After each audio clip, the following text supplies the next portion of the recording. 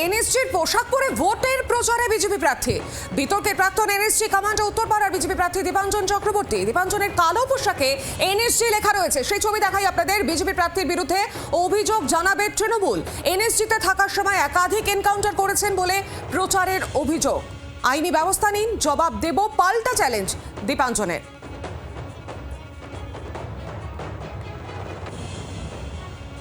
আরো বিস্তারিতভাবে জানি, টেলিফোন লাইনে রয়েছেন প্রতিনিধি বিধান সরকার। বিধান, কি জানা যাচ্ছে?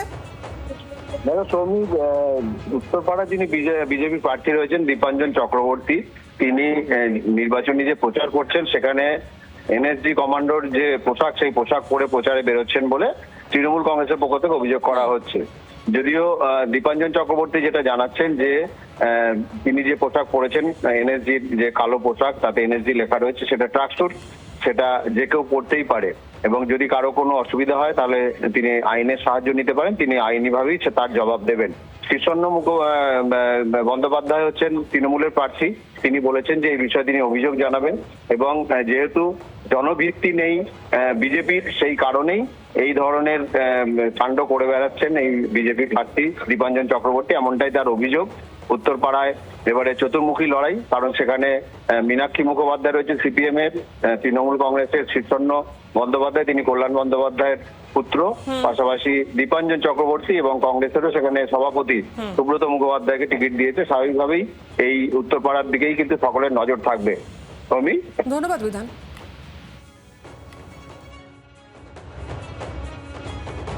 আমরা তো এটা বলেইছি যে বিজেপি এজেন্সি দিয়ে নিজের পার্টিটা, সংগঠনটাকে চালায়। ওদের তো নিজেদের কোনো সংগঠন নেই। এতদিন ইডি, সিবিআই, ইনকাম ট্যাক্স দিয়ে চালিয়েছে এবং এখন ইলেকশন কমিশনকে নিয়ে এসেছিল, এখন এই এনএসজি ফেনএসজি এগুলো দিয়ে চালাচ্ছে।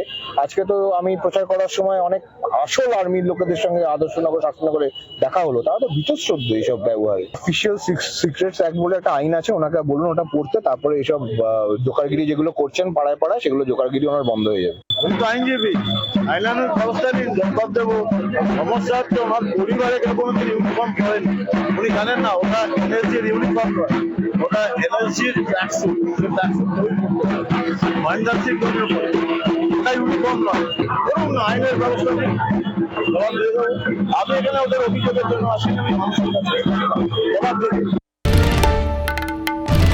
বাংলার আওয়াজ, বাঙালির আবেগ, জি 24 ঘন্টা।